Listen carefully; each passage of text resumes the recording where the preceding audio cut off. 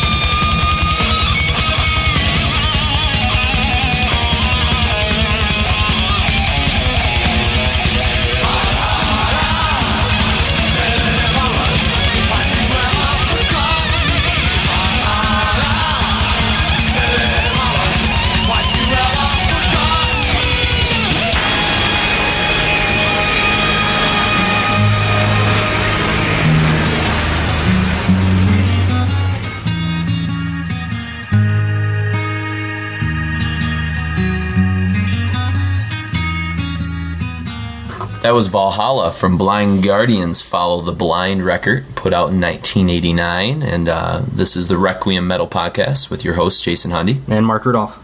And tonight, Mark, we are listening, of course, to the eponymous power metal, speed metal sounds of Blind Guardian. Probably one of the few power metal bands that is sort of acceptably loved by all our groups of friends. There's no controversy about Blind Guardian, really. Like kind of almost everyone we know that's involved in the metal scene kind of has a soft spot for them. They don't have the pretension that a lot of other bands of the time did, that new wave of power metal stuff coming out. So. Yeah, they're definitely really not Hammerfall, God. But Valhalla is a tune that Mark and I kind of wanted to open the show up with because of the energy and the fact that you get a little taste of some other German thrash metal kind of heroes in that song with Kai Hansen from Halloween. And Mark also is a big fan of this early era of Blind Guardian that we're going to kind of talk a little bit about in the opening. And so Valhalla, of course, the halls of the Norse mythology, where when you die you go to the Valhalla above in the sky, meet Odin and Thor and Loki and all those things, that gang. But Germany is where we're kind of heading to today. And is this the first German thing we've done? I think so. I think it is. So we're kind of mapping around the world in our geography Requiem Metal podcast here. Get back to Creator and Pyogenesis or something at some point. But I think so. I think we were talking about a best of German thrash metal kind of show in the future. So if you're interested in that and you got any ideas, give us an email or let us know. But Blind Guardian is hailing from Germany, and they started off in the mid-'80s. They were called Lucifer's Heritage. Then they kind of changed their name because they wanted to disassociate themselves with any kind of like Satanism or anything like that. And that automatically kind of limits your appeal, I think, with a name like that. Yeah, I think so. I mean, even though it may have been a bigger ode to like Lucifer's Friend, which was sort of like the German Led Zeppelin of the early 70s, But Blind Guardian has the same kind of like, word structure as Iron Maiden. Iron Maiden. So you got that kind of recognition as well. Yeah, and Mark and I were kind of commenting before, like when we were talking about the band earlier, to ourselves that, like they really sort of represent kind of like the Iron Maiden of the 90s, kind of a, Mark, you mentioned sort of this gap that was sort of going on in that sort of realm of metal. Yeah, where we had Ripper Owens was, the front man for Judas Priest, and Blaze Bayley was at Maiden, and it was just kind of a low point for all like the big established acts where all these guys came in. And these guys seemed to kind of, if it would have been maybe 2 years earlier, I think they would have blew up even bigger. But yeah, they kind of like came in, and right as they sort of started to like break out of the German kind of scene and appeal like more internationally, is sort of like when all that other stuff like died, their big sort of breakout record was Tales from the Twilight World, which was put out I think in 1990, wasn't it? Yeah, 1990. And 1990 is right when like death metal and like it was like 2 years before black metal was about to hit, and it was sort of like when people were kind of bored with like the 80s style of metal, like thrash was kind of dying, and like hair metal was sort of dying, and like Iron Maiden and Judas Priest had sort of like their better years had kind of left them behind. And that was alternative music was huge, and beginning of like Sonic Youth, and then the Nirvana and grunge explosion, and so they kind of hit at the weirdest time. They probably really only had a niche market of like traditional like power speed metal kind of fans that were sort of behind Japan, them. So. Yeah, Japan and Germany, they've always had like a really strong sort of fan base, but their first two records, which was Battalions of Fear, put out in 1988, and then Follow the Blind from 89, which is where this tune Valhalla that you just heard came from. Those two were like more kind of straight ahead kind of speed metal records. More akin to, like you said, some of the like the German thrash kind of stuff. Accept and vocally and lyrically and some of that stuff, they kind of were like into the fantasy realm, but they hadn't like dove in completely. They had a couple songs that had some associations with like Stephen King, and a couple like Lord of the Rings references, like Guardian of the Blind was Stephen King's It, and that was from Battalions of Fear and stuff. So like their early sound is much different than the stuff you hear now from Blind Guardian, like from like the mid 90s onward. How much do you know about like Halloween's origins? Are they like kind of did they kind of come along at the same time? Were they before them? They were definitely before them. Like Keeper of the Seven Keys, I think, was like 85. Because they never blew up huge either. That was just more like a European thing. Definitely a European phenomenon. The one record, I can't remember like Jericho or something Jericho. I'm not familiar with the band. I don't have it in front of me, but I think it was the record right before Keeper of the Seven Keys. I think that was like 84, 85. So, okay. Halloween had been kind of kicking, and I think, you throw in like some of those other bands, like, was it like Running Wild and, just a lot of those bands I'm not terribly familiar with. I used to have most of Running Wild's back catalog. Oh, did you? Okay. It's all pirate crap. Yeah. I mean, is it like sound-wise, does it sound like some of this older? Yeah, it has that same kind of like, breakneck speed kind of stuff. Staccato guitar, kind of double bass drum stuff. And it didn't have like the whole vibe of, the screechy vocals like, Destruction, Sodom, and Creatorhead. So it was more like the kinder, gentler German thrash. Mm-hmm. And like Accept would be like a great sort of, anchor for that type of sound, I think, but I think Blind Guardian took the sort of style of like Fast as a Shark and like kind of took it to the like next level, in those early years. And, after Follow the Blind, they start kind of getting a little bit more complex with Tales from the Twilight World, which is a record we're going to kind of be looking at next.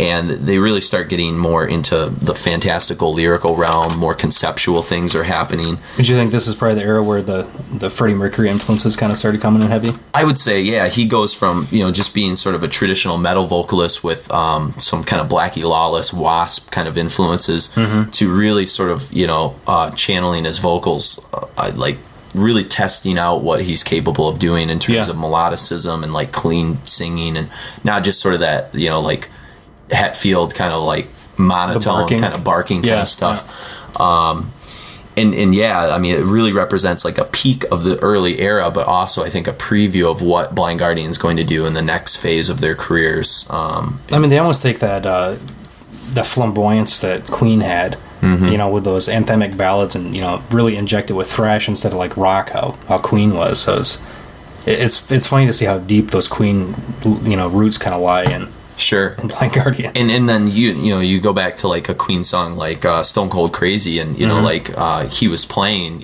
Brian May was kind of doing like staccato guitar. Yeah. And like the drummer, I can't remember the drummer from Queen's name, is playing pretty fast on that song. And then you compare Hansi Kirsch, who's the lead vocalist of Blind Guardian, some of his kind of vocal kind of decision makings and phrasings and stuff, and I mean, you can almost see them as a more kind of like metal advanced version of Queen. And then later, they're gonna really like bust into the Queen stuff, both lyrically and vocally, but also thematically in terms of like writing these huge sort of conceptual songs and multi-part kind of things with a lot of like classical, a lot of classical elements to it. But before we go any further, we should also mention, not only is the vocalist Hansi Kirsch, but we've also got Andre Olbrich, who is the lead guitar player. He's playing a lot of the leads. And then Marcus Siepen, would you say that? I think that's right. Yeah, he's the rhythm guitarist. And the new drummer, the newest current drummer, is a guy by the name of Frederick Emke. But none of the songs you're going to be hearing tonight have him drumming for him. He left after A Night at the Opera, and he only played, I think, on A Twist in the Myth. Yeah. And so the drummer you'll be hearing tonight is Thomas Stauch.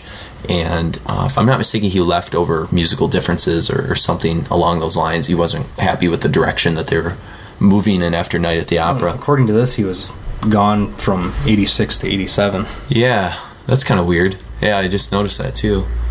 But I wonder why. I wonder if... Well, I don't. That was like kind of Lucifer's Heritage era, so who knows? Was it? Yeah, because the first record wasn't put out till like 88. Okay. And then maybe their demos were 87, so he came back in time to start, doing some of the demo stuff. But I've never heard any of the Lucifer's Heritage stuff, so I don't know. I don't know what it was all about. But Tales from the Twilight World, this is kind of a personal favorite of mine, along with Imaginations. I think those are maybe my two favorites, because this is kind of like the more simple era of Blind Guardian in terms of just straight ahead, kind of really getting into it. But it's still a pretty complex song. Yeah, exactly. Too, but compared to what they'll go on to do. Yeah, because like what Mark said, the complexity you're going to start to hear in like a song like Traveler in Time or Goodbye My Friend, you're hearing like this layered like kind of choral orchestration, almost like choir vocals in the background, and really establishing a lot of the sing-along elements that make kind of Blind Guardian massively appealing. Well, it's similar to like what Exodus and like a lot of the hardcore bands are doing, like those, the call and response kind of. Anthrax vocals. does a little bit of that too, But to like it's if like you're in a Baptist church doing this kind of stuff. Sure. It's pretty awesome. And Blind Guardians almost root it more in like kind of classicism and like classical songwriting. Even their, medieval kind of instrumentation sometimes, and it's a classical guitar base to a lot of their stuff, I think. Mm-hmm. And I think this seems pretty true of like a lot of the European kind of metal scene is really like based a lot more on that kind of the melodies and some of those sort of classical guitars, and they certainly embrace that lifestyle. I mean, they sing a lot about bards and troubadours and sort of like the medieval musician kind of stuff, but the other thing we're going to hear too is that we're also going to hear like kind of the return of Kai Hansen, and he's going to be singing on probably a personal favorite of you and I's on this record, which is Lost in the Twilight Hall. We were kind of asking, each other which song, Valhalla or Lost in the Twilight World, had the better Kai Hansen scream. So you be the judge. Yeah, you be the judge and let us know what you think here.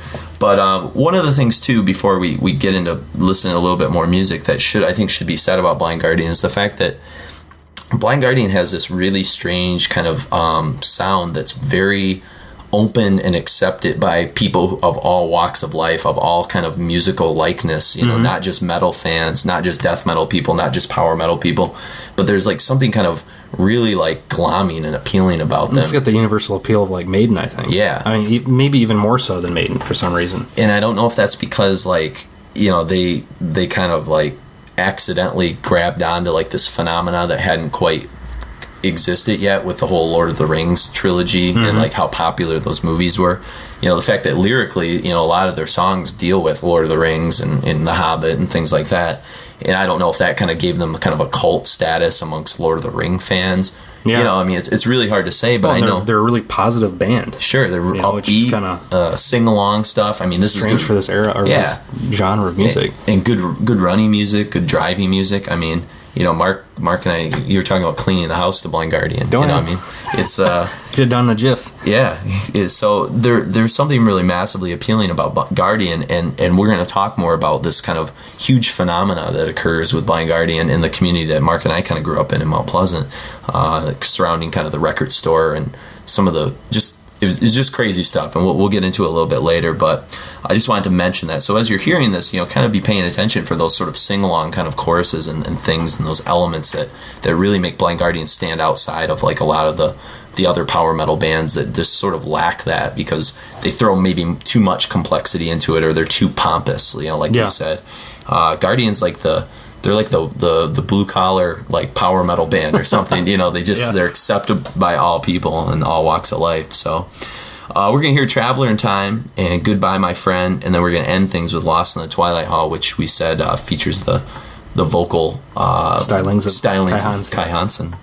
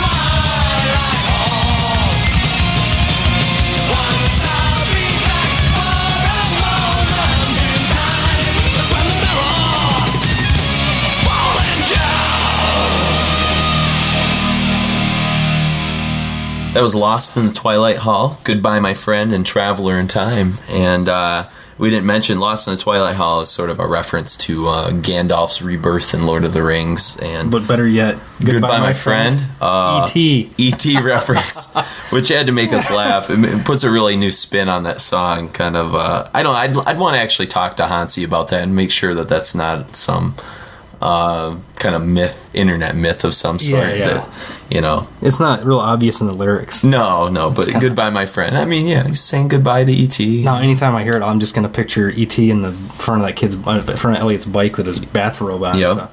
So that's kind of ruined that imagery forever.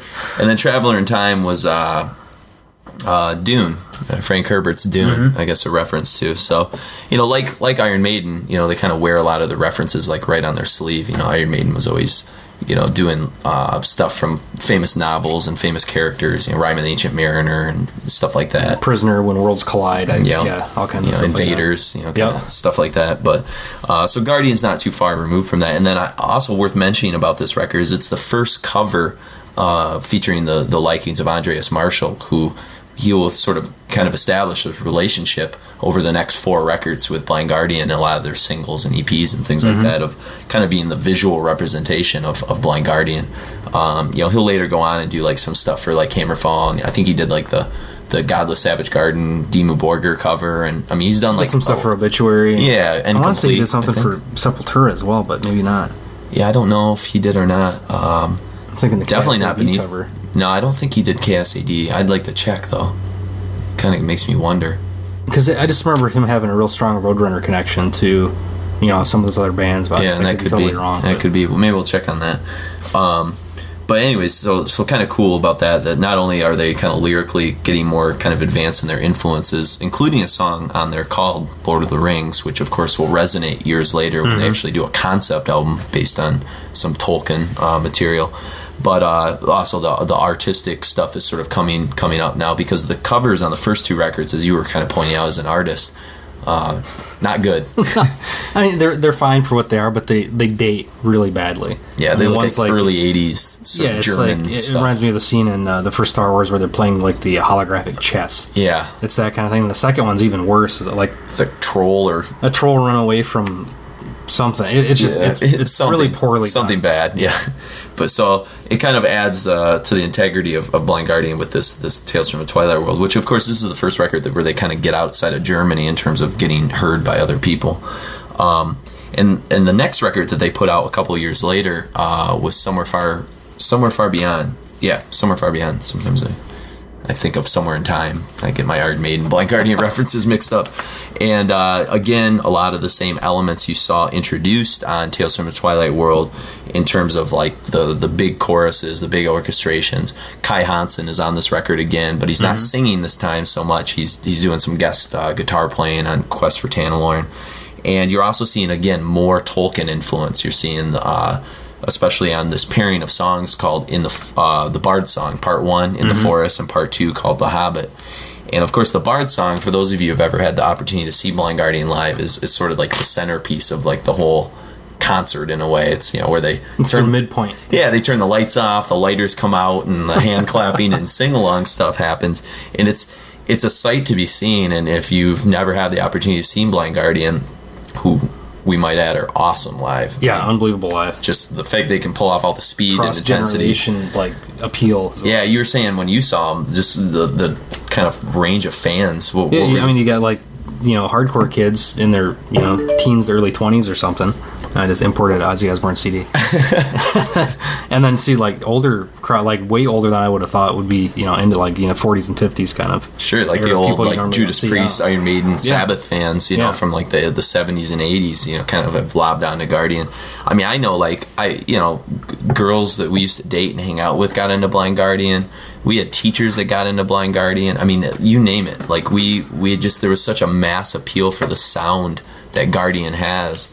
That you see that when you see them live, and the fact that these guys are in their 40s and they can still kind of rage the way they do, and not rage, not in that kind of like angry way, but I mean, the music fast, and the guitar licks they're doing, and the drums are always just breakneck speed. I mean, and Hansi's vocals have still, like, I mean, they hold together so well. I mean, even though a lot of the studio production is so like bombastic and like so many different layers of guitars They pull it and off things pretty like that. well live with all the the guitars, and I don't know if remember if the drummer was doing backing vocals or Yeah. not, but the two guitar players and the bassist that was off the stage basically. Yeah, the session bassist. Hansi used to play bass on the first couple records, but Yeah. So anyways, when you see Blind Guardian live, the centerpiece song is the Bard song, which we're not going to play, but it's a nice kind of metal ballad, different than your kind of hair band ballads, but yeah. very sensitive, it's sort of like the metal anthem or something. I feel like I'm part of like a nation of like metalheads when that song comes on, because you're all like together and kind of singing and uniting, and like Mark said earlier. Yeah, exactly. They're German, so maybe it is like a soccer anthem of sorts. But so we're gonna hear a song off Somewhere Far Beyond, but then we're gonna kind of blend that song into a couple tunes from Imaginations from the Other Side, which is definitely probably my favorite. It's probably their best record front to back. From front to back, and also the record that really sort of brought about the huge Blind Guardian movement in Mount Pleasant. It was the first Blind Guardian I heard, and so a lot of memories attached to Imaginations from the Other Side. But we'll kind of talk about that record when we come back. But we're going to open up with Time What Is Time, which is a Blade Runner reference, kind of a cool reference, and that's from Somewhere Far Beyond. Then we're going to kind of work out with Bright Eyes and Born in the Morning Hall, both of which are from Imaginations from the Other Side. Enjoy some Guardian.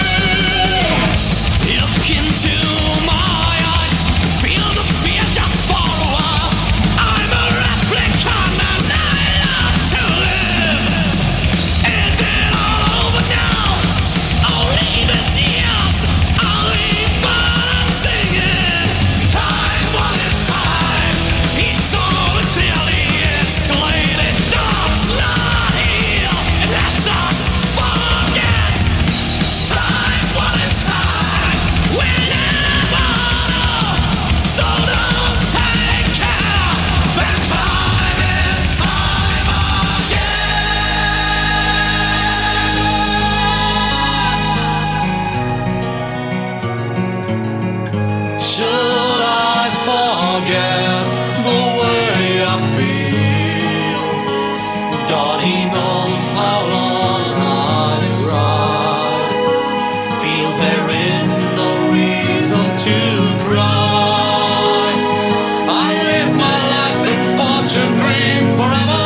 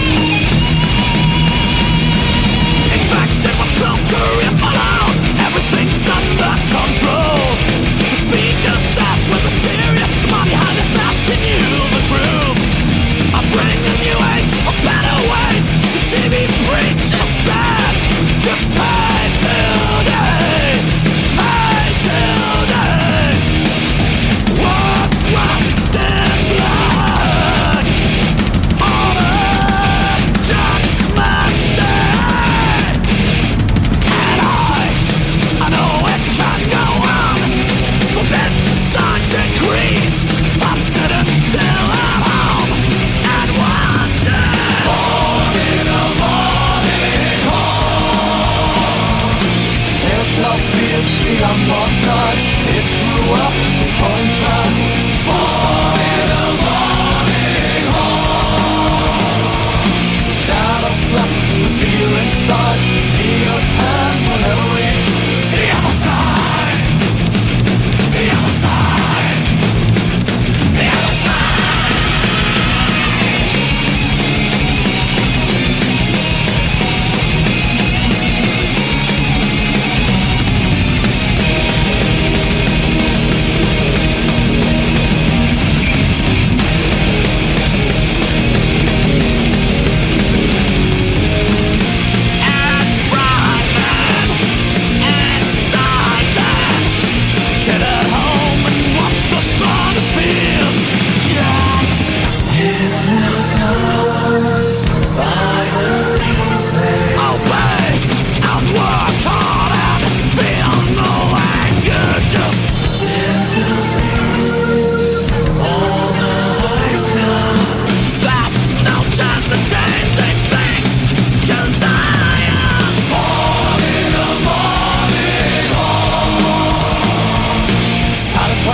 When the cradle breaks, broken dreams run along the outside. In the morning home. Shadows set the fear in the newborn's mind. Neither hand will never reach the other side. The other side. The other side.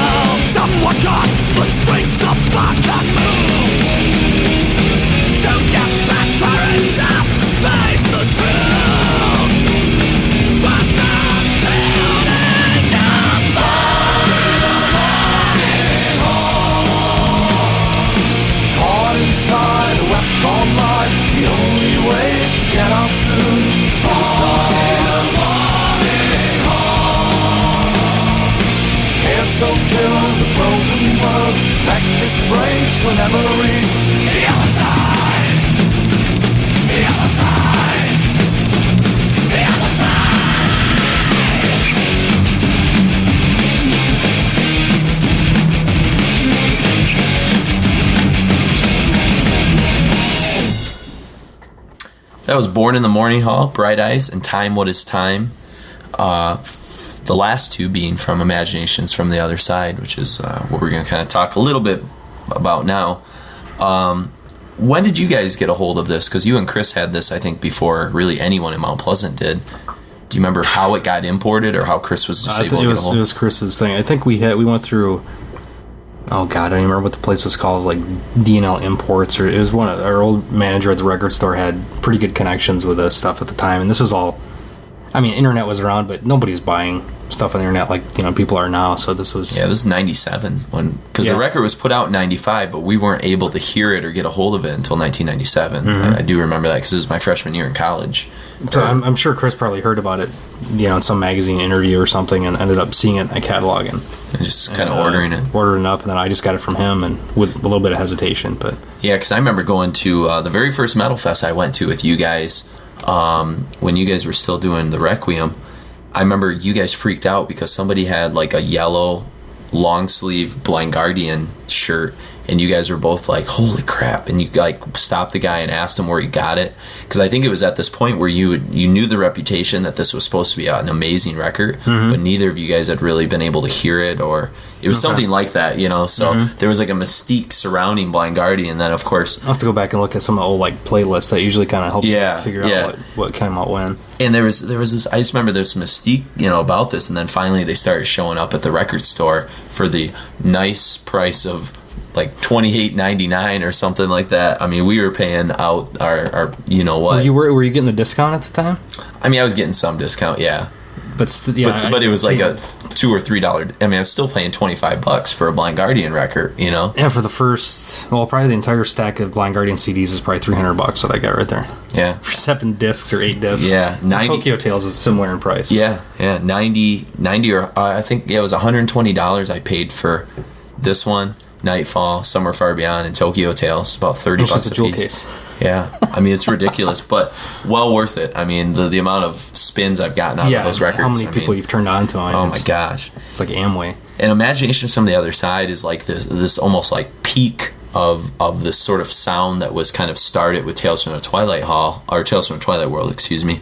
And you know, it's where like the guitars are just over the top. It's just solo after solo after solo, and you know, choral guitars and sing along, you know, or choral vocals and sing along choruses. And I mean, it's like, you know, if somebody wanted like a record, if somebody were to ask me what is heavy metal, like I just hand them this record and be like, this is almost like every element of it, because it's got some of the songs like Past and Future Secret, which is like slowed down, kind of more balladry kind of stuff. It's got, you know, stuff like A Script for My Requiem, which is just like, you know, hits you right in the face, or Born in the Morning Hall, which you just heard. You know, some of those vocal lines are ridiculous. And Bright Eyes, which is the song we heard also along with Born in the Morning Hall, it always reminds you of Planet of the Apes, you were saying. And Bright Eyes, you're so damn ugly. I just think of Zero talking to Heston, but unfortunately that's not what it's about. Yeah, you're a little bit disappointed. It's about a child who's being abused by his parents. And oh, God. You know, that's no good. That's not upbeat. I know, it's not upbeat. Guardian. And Born in the Morning Hall is along the same serious lines about religious fanaticism. So Blind Guardian getting out of their kind of like fantasy roots a little bit. Yes, they're Injustice for All. Yeah, they're puppets. They're grown up ills of social society kind of record. But this thing kind of took off in such a strange way, because, you know, it started off, like I said, with like Mark and Chris and I and a few others, and then it kind of blew up into, you know, our girlfriends or people we know. I think you hung out with. A big part in evangelizing Blind Guardian to Mount Pleasant. You should have, you know, it's like you're a Jehovah's Witness going door to door with this stuff. I really should have been paid like dividends or you know, something from these guys. And I got the opportunity. I've actually interviewed Hansi twice for Eclipse magazine, and it was right around the time of not this record but the next one, Nightfall and Middle Earth, that I talked to him, and I kind of explained this whole Blind Guardian phenomenon, how, you know, we had gotten people in Mount Pleasant to buy, I think we sold like 30 to 35 copies of Imagination at $28.99 a piece. Nightfall at Middle Earth had the same kind of, at least in our circles, had the same kind of anticipation that the Black record did from Metallica when that came out. Yeah, I mean, it was just like we're just clamoring to get the thing. I would have spent $50 to hear the damn thing. Yeah, and we used to have a rule, and I just told Mark about this. He was laughing, but we used to call it the Rocky Mountain Rule, because Blind Guardian had never played live in the United States at this point, and it was if they were played on our side of the Rocky Mountain, which is the eastern side, we drive. Doesn't matter if it was like North Dakota, I'd go see Blind Guardian. You know, Maine, tip of Maine. You know, you know, whatever. But anyways, the Imaginations phenomena was huge, and I mean, just the community we lived in. Yes, it's a college community, but you know, 28,000 permanent citizens there. You know, I mean, the college kind of doubles the size of it when college is in session. But at this point, this is when music sales were kind of starting to head down a little bit. This was like height of Napster stuff, wasn't it? Yeah, it was getting around there, you know. But this is like complex power metal, you know, sing-along music. And the fact that we sold like 30, 35 copies to, and I think the fact that they're unknown, there's that air of mystery about them, that people wanted to discover this thing that apparently had a huge legacy to it that we didn't know about. Like, how did this band get so huge and sound so great? We've never heard of them before. And now it makes sense when you put the pieces together. You know, you start with Battalions of Fear, which is a pretty simplistic record. You know, I mean, it's pretty focused. At the time it came out, it was pretty forgettable, probably. Yeah, and then you know, you sort of add all these elements, and all, you know, I mean, if Imaginations was a debut record, which essentially it was for us, I mean, you're hearing that as a debut, and it just was mind-boggling. Like, whoa, you know? It's like people being exposed to Sepultura Rise. Yeah. Like, holy crap, what is this? Yeah, and then you go back and hear, you know, Morbid Visions and Schizophrenia, and you're like, oh, okay. Yeah. It took a while to get here, you know? But yeah, Imaginations, just the production on it was insane. And this is where they finally bring in the producer, Fleming Rasmussen, who, you know, you Famous mentioned Metallica, yeah, you mentioned And Justice for All, and well, if you want it to sound like And Justice for All, bring in the guy who did Master of Puppets this and And is Justice produced for All. better than And Justice for All. Oh, for sure. I think it's right up there with Master of Puppets in terms of like his great production. And then recently, I'm trying to think. I could have sworn I saw him having produced something recently, but it escapes my More memory. contemporary band, wasn't it? I think so. And Like some metalcore act, or boy, it wasn't that new Machine Head, or was that Colin Richardson? That was Colin Richardson. Colin Richardson, I So think. the guy did all the Carcass stuff. But anyhow, Rasmussen is the right guy, right time, and you know, obviously these guys wanted to go to the next level musically, and so they brought, you know, in a very professional guy, because the guy who had done the previous stuff was a guy by the name of Kali Trapp, and I don't know much about the guy. I'm sure he has some like German metal, you know, credentials or something like that, but Rasmussen's an international kind of name with Metallica and Dutch, isn't he? Danish. And he actually didn't Rasmussen have something to do with Merciful Fate, I think, because of I want to think because that of connection. Lars. Yeah, Lars? I can't remember, but I think so, but now we're talking out of our butts, so I don't know, I'm making references. It's all connected. I can't back this stuff up, but you know, it was a weird record, and I remember coming back and subbing at the high school that I had went to, and this was like in 2002. I think it was right before I got my teaching job downstate Michigan near Detroit. And I remember subbing, and they had a school radio station that played within the school, and there was like Blind Guardian song playing, okay? And first of all, I was like, okay, that's a little bit strange, but I do know that I evangelized Blind Guardian to a lot of like high school kids who then evangelized it down, and it's sort of like, you know, spread down. It was like a generational like thing that was kind of moving on through Mount Pleasant. And I remember these cheerleaders talking to each other, and one said, "Is this Mirror Mirror or is this blah blah blah?" And I almost like had an out of body experience. Like, what? You know, not that I'm being stereotypical, but these were like, you know, popular looking cheerleader girls, and they usually clearly heavy metal knew. does not cross, you know, boundaries like that. Let alone something as uncool as power metal. I mean, let's be real. Like, you know, like Motley Crue or like Tesla or something in the time, but not. or even Metallica. You know, like maybe they, you know, their older brothers, but Blind Guardian. And to actually know the song titles is pretty impressive too. I mean, this is like geek stuff, you know, Tolkien inspired, you know, like fantasy lyrics. I mean, it's so that's my peak story. If this kind of stuff was playing in high school halls when I was walking to class, I'd feel so upbeat. I know. Science class. Chemistry would have been fun for once, you know.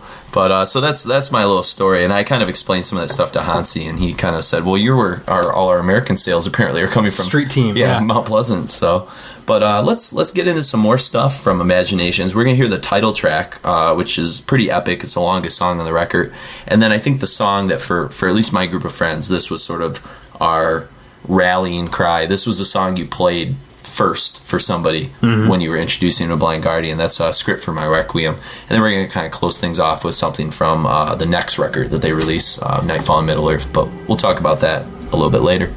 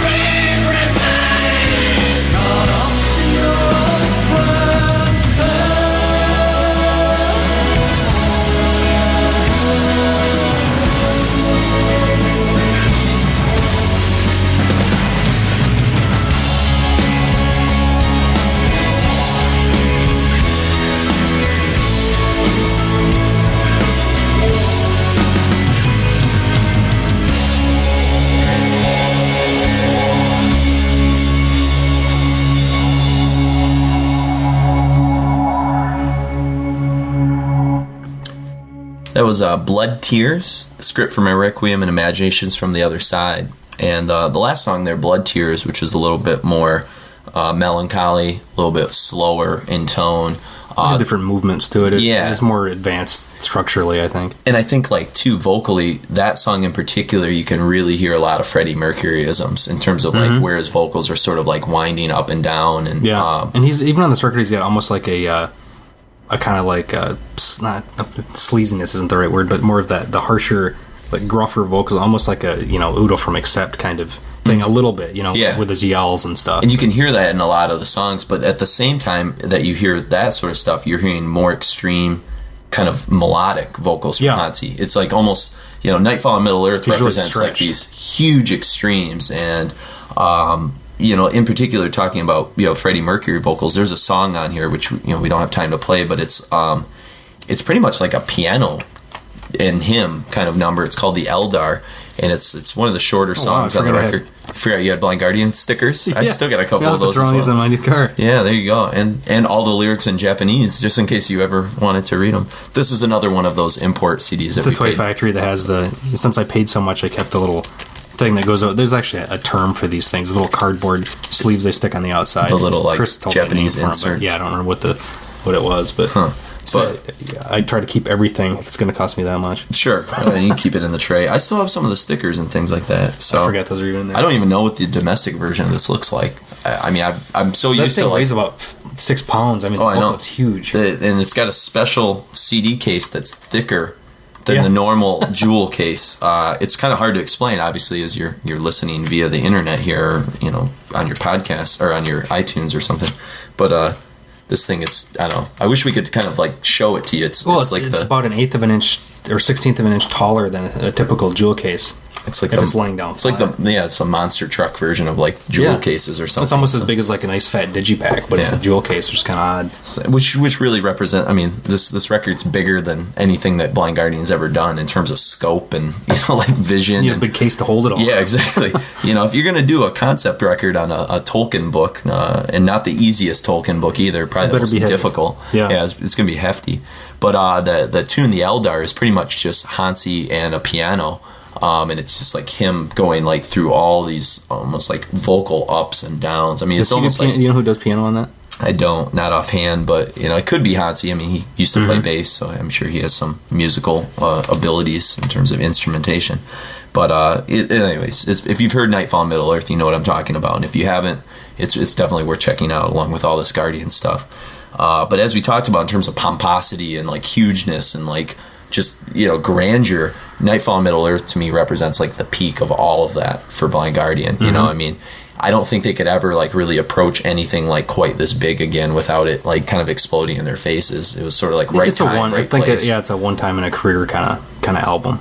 And I mean, this is, it's 22 songs kind of linked together, and pretty much in between each song is sort of like a storytelling, like, narrative thing. Which, I mean, they actually have a narrator in parts, and that, to me, that gets a little bit grating, because if you've got, if you're listening to everything in a row on iTunes or something, it's like, come on. You don't want all the So I actually took it in and cut all the little parts out, so it's just a normal. Yeah, on my iPod I did the same thing, But on occasion, like, I kind of like listening to it as, like, a whole piece of music and stuff, because it is sort of linked together. And Blood Tears is part of that sort of story, and it's kind of a sadder part of the book, which the book's not exactly the most uplifting thing, because the Silmarillion was essentially like the Bible of the Tolkien universe. It sort of tells the story of how the universe was created, Genesis, and then, like, how the elves kind of came about. And God, I can't believe I'm talking about this in a podcast right now. I think I'm having an out-of-body experience. Yeah. You're not listening to the Star Trek or, fantasy nerd podcast here. Wrong with Star Trek. Hey, I'm a Tolkien fan. I'll admit to it. But, It's a Tolkien of space. Yes. And again, a classy Andreas Marshall cover. It's a picture of two characters. Pretty ambitious design there, too. Beren and Luthien, who, if you're just a Lord of the Rings fan, you may remember the story of Beren and Luthien. They kind of, like, when the hobbits are sitting around, like, by a fire, they're talking about this story. But I don't remember anything. They're taking on Morgoth, which, of course, is a good Dutch death metal reference. That's where the... German death metal. German? Oh yeah. I always get the German-Dutch thing kind of confused. They're pretty close geographically. I think geologically they're pretty close too. I'm sure they are. One's a little lower than the other. But Yeah, exactly. Yeah, the Dutch are kind of below sea level, which probably means it gives them a sort of a shape to their whole death metal sound. When you're born like below the sea level, who knows what it does for you. But yeah, anyways, back to Nightfall and Middle Earth. It was put out, 97? I think 97 or 98. I think it was 98 because it was at the end of my freshman year at college when this record came out. 98. Yep. And boy, talk about, if you think we listen to Imaginations a lot, we also listen to this record a ton more. This is my the end of my time working at a gas station too. Oh, yeah. I used to work graveyard shift at a gas station listening to power metal and black metal and everything else, and I was always, I guess apparently people I've met later on that I didn't know at the time. It was like, who's this weirdo that's sitting there playing this ridiculous crap? They used to know, like, you were like... he's the metal guy at the gas station thing. The epicenter of, like, metal was her next door food store in Mount Pleasant. I could only imagine walking in, like, at 6 in the morning and hear, like, Mirror Mirror or something. Like, it totally get me... I'd have Behemoth playing. Just all kinds of stuff. Nobody cared. It was just the drunk bar crowd. They didn't even pay any attention. Oh, that's priceless. It's your 10-year anniversary of not working at a gas station, which is that's a good thing. Pretty cool. And the cool thing about this record is it's based on the Silmarillion and all that stuff by Tolkien. But a lot of my friends at the time, including myself, like this prompted us to read the Silmarillion. I had already read The Hobbit and Lord of the Rings and some of that stuff, but this was cool because it was like you could read the Silmarillion and listen to this record at the same time or cross-reference everything. And that was the coolest part about this whole experience was it was like an audio-visual sort of like thing that was happening. They obviously really knew their stuff. They weren't phoning it in at all. The research on this is pretty extreme, and it makes me wonder, like, whether or not, like, I have a much deeper understanding, deeper appreciation simply because I've read the book and because I know what each song's kind of talking about. Yeah. Which, for you, Imaginations and some of the older stuff is like your favorite. I like the older stuff as well, but like there's almost like a personal connection I have with this record because it would make sense if all this stuff is actually like referencing something else. But to me, the interludes seem like bad dinner theater or something. So it's it kind of like ruins the flow. But and I'm sure if you know this narrative, it probably makes a hell of a lot more sense. It's probably it is very cool. And so I guess if you're like a Tolkien fan, and you've never really checked out Blind Guardian before, and maybe you've even read the Silmarillion, then this is sort of custom made for you. It's the companion piece. Yeah, and it's kind of sad because like it kind of came right before the Lord of the Rings kind of stuff kicked off, and I wonder if this record had been put out like a couple months before the Lord of the Rings movies came out, if Blind Guardian would be like some like huge like Dragon Force big or something. I'm surprised like that, they didn't try to like reissue it through domestically at least, because I don't even know if this it did get domesticated by Century Media. Yeah, Century Media put this out so that you were able to get a hold of it like a normal market and stuff, and they actually had videos and stuff for Mirror Mirror and things like that. But I think it speaks pretty highly of Blind Guardian in terms of like their kind of reputation that they didn't try and like milk off of Lord of the Rings, because they could have. With the next record, Night at the Opera. And obviously they weren't glomming onto all the excitement about the movie. They'd been doing this stuff for 10 years. Sure, they were way ahead of this, and it wasn't like they were, hopping on the bandwagon or something. They were just going to keep doing what they were doing. And, I've talked to Hansi about that, and he said, we had thought about whether or not we wanted to move in that realm, but we just wanted to do what we did. And the songs we wrote after Nightfall and Middle Earth were the songs we wanted to write. It wasn't like we were motivated to try and, like, get some marketing tools or something from Lord of the Rings. And so that's kind of cool about them. The records they put out after this are kind of hit or miss. They have some really awesome songs to them, but also some like almost too progressive. There's a lot of proggy kind of elements, especially in Night of the Opera. They don't use Andreas Marshall, which the cover's so bad. They get a new producer. Fleming Rasmussen's no longer working with them after Nightfall and Middle Earth, and so they kind of like. To me, this is the end of like the traditional, like kind of classic Blind Guardian era, and like the stuff they've done afterwards. Wasn't Night at the Opera? Wasn't that a Queen album too? It was named after a Queen album. Okay. Yeah, so it's like kind of in honor of all that and stuff. So for the diehard people, like they'll probably still keep buying. I'll probably keep buying Blind Guardian albums until they put out like a Cold Lake or something like that. Yeah, I've kind of had enough. But there is a capacity. I don't listen to the new stuff that much. Yeah, that's for sure. I think it's rest on this. Probably the same way that you buy like every Dark Throne that's going to come out, even though you don't really listen to it as much. You know what I'm saying? Like, Yeah. it's not like you're getting into like the new Darkthrone as much as like the old stuff, but like, Sure, but I've always been a Darkthrone fan. There's some of those bands that, like My Dang Bride and Anathema. You're just going to be a completist. And I'm the same They haven't really let me down yet, so. Yeah, I'm the same way, so. But, again, hopefully, if you've never heard Blind Guardian, maybe, this kind of gets you excited about a totally new, kind of fresh musical thing. Certainly, it's the first band of this type that we've done on Requiem Metal Podcast. I don't foresee a whole lot more like this that we've been doing. Yeah, that's true. It's kind of a one-and-done kind of deal. There's always the Iron Maiden show, but who doesn't know about Iron Maiden, so. We could do our favorite obscure Iron Maiden songs.